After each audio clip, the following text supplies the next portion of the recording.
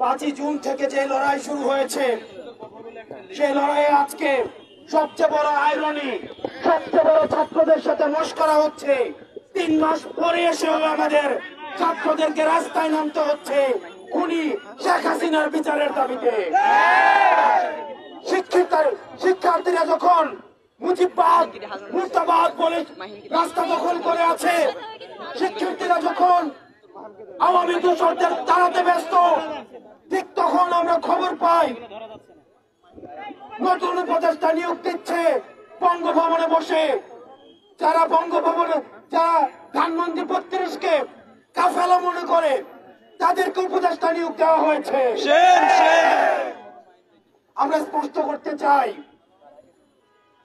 শিক্ষার্থীদের নিজেদের জীবন রয়েছে, তারা বিপ্লব করেছে রাষ্ট্রের সামগ্রিক কল্যাণের জন্য, কিন্তু শিক্ষার্থীদের রক্তকে পুঁজি করে, শ্রমিকের রক্তকে পুঁজি করে, সাধারণ মানুষের রক্তকে পুঁজি করে আপনারা যদি ভেবে থাকেন যে আপনারা উপদেষ্টা হবেন, আপনারা পথ বাগিয়ে নেবেন, তাহলে সেটি আপনারা ভুল ভাবছেন।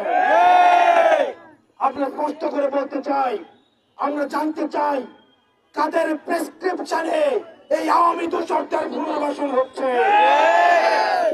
শিক্ষার্থীরা নিজেদের তাজা রক্ত রাস্তায় ঠেলে দিয়ে, শ্রমিকরা তাজা রক্ত রাস্তায় ঠেলে দিয়ে এই 24-এর গণঅভ্যুত্থান সফল করেছে, কিন্তু আপনারা তাদের সাথে আলোচনা না করে, তাদের অংশীদারিত্ব নিশ্চিত না করে আপনারা কোন অদৃশ্য সিগন্যালে আপনারা কাদেরকে পুনর্বাসনের ম্যান্ডেট নিয়েছেন সেটি শিক্ষার্থীরা আপনাদের প্রশ্নের উত্তর রেখে ছাড় দিবে না। আপনারা শিক্ষার্থীদের সাথে, নাগরিকের সাথে, শ্রমিক জনতার সাথে আপনারা মশকরা বন্ধ করেন। আপনারা বিপদে পড়বেন, আওয়ামী পুনর্বাসন হবে, আর আপনারা বলবেন আর শিক্ষার্থীরা রাস্তায় নেমে আসবেন।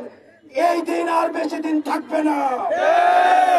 আপনাদের সেভ করার জন্য শিক্ষার্থীরা আসবে না, প্রয়োজনে আপনাদের বিকল্প খুঁজে নিতে শিক্ষার্থীরা রাস্তায় আসবে। আমরা বারবার বলতে চাই, ফেসিবাদের যারা দূষণ, ফেসিবাদের সাথে যাদের দূরতম সম্পর্ক রয়েছে, গত 16 বছর ফেসিবাদের নুন খেয়ে যারা গুণ গিয়েছে, তাদেরকে 24 পরবর্তী বাংলাদেশে আমরা কোন ফরম্যাটে তাদের পুনর্বাসন আমরা দেখতে চাই না। উপদেষ্টাদেরকে স্পষ্ট করতে হবে, গত 16 বছরে তাদেরকে আপনারা নিয়োগ দিচ্ছেন, গত 16 বছরে তাদের অবদান কি? এই ফ্যাসিস্টদের বিরুদ্ধে তাদের লড়াইয়ের ইতিহাস আমরা জানতে চাই, তাদের সংগ্রামের ইতিহাস আমরা জানতে চাই। আর আপনারা যদি মনে করে থাকেন কোন সমঝোতার ভিত্তিতে তারা পুনর্বাসিত হচ্ছে, তাহলে ছাত্র নাগরিকের সাথে, 24-এর গণঅভ্যুত্থানের সাথে আপনারা প্রতারণা করছেন। আমাদের হারানোর কিছুই নাই। 5ই আগস্টের পরবর্তীতে আমাদের এই জীবনটা হচ্ছে আমাদের বোনাস। আমরা কারো রক্ত চক্ষুকে পরোয়া করি না। শেখ হাসিনার প্রতিষ্ঠিত বাহিনীর বিরুদ্ধে আমরা সামনে দাঁড়িয়ে আমরা বিজয় অর্জন করেছি। আপনারা যদি মনে করে থাকেন আমাদের কণ্ঠরোধ করবেন, আমাদেরকে আপনারা প্রতিরোধ করবেন, আপনাদের ক্ষমতাকে আপনারা প্রশস্ত করার জন্য আমাদেরকে বাধা মনে করলে আপনারা মাইনাস করে দিবেন, তাহলে আপনারা ভুল ভাবছেন।